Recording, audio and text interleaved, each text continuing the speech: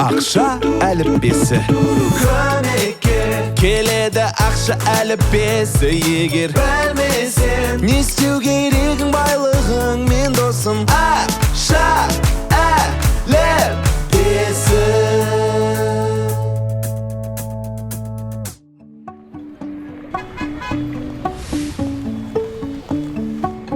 Міне, мен армандағы велосипед осы. Не? Жоқ. Бітті. Қызым, не боп қалды? Бағасы қымбаттап кетті. Осыны алуға қанша уақыт ақша жинадым. Бәрі зая кетті. Айша, бәрі дұрыс, уайымдама. Қанша ақша жетпей тұр? Тең жартысы. Айша, мұңайма. Одан да не істеуге болатынын ойланайық. Әке, менде басқа ақша жоқ. Ақшаны көбейту үшін жоспар керек. Ойланып көрші. Қаржы әлемінде пазл арқылы түсіндірілетін үлкен піл деген үлгі бар. Сендегі үлкен пазл арманыңдағы велосипедің. Өзің көріп тұрғандай, үлкен картина ұсақ бөлшектерден тұрады. Әр пазл сенің армандаған велосипедіңе жеткізетін қаржының бір бөлігі деп есепте. Ал сенде картинаның тең жартысы дайын. Енді қалған жартысын жинау керек. Күнделікті жұмсайтын қаржың, жинап жүрген ақшаң, жұмыс істеп тапқан ақшаң, солардың барлығының басын құрап, тағы да біраз ақша жинайсың. Егер сен дәл осы велосипедті алғың келсе, онда алдыңа мақсат қойып, сол мақсатқа жететін уақытты белгіле. Дұрыс жолды таңдап, пазлды толық құрастыру өз қолыңда. Сонда сен өз күшіңмен осы велосипедті сатып ала аласың. Одан басқа өзің қалаған дүниелерді де сатып алуыңа болады. Сондықтан саған жоспарыңды жүзеге асыруды ойлау керек.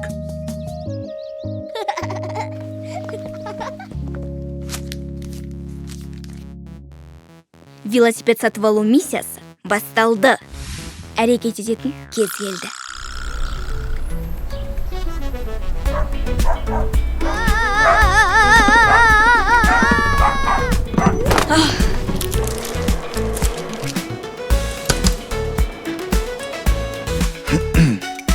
Жеткізу ақысын төлеу керек, қарындас. Қайырлы күн, көрші. Сізге де қайырлы күн, көрші. Айбек, саған бір өтінішім бар. Орындасаң ақысын төлеймін. Менің итіме қарай тұрасың ба? Біз бір аптаға шетелге кетіп бара жатыр едік. Мен енді... Әрине қараймыз.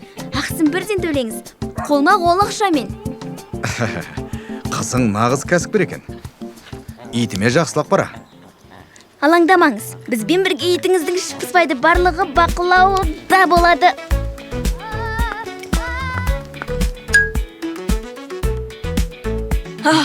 Миссия орындалды. Охо, мұна көп ақшаны қайдан алдың? Маған да айтшы, мен де осындай көп ақша тапқым келеді. Егер көп ақшаң болғанын қаласаң, алдымен мақсатыңды айқындау керек. Ол мақсатқа қанша уақытта жететініңді нақтылап жоспарла.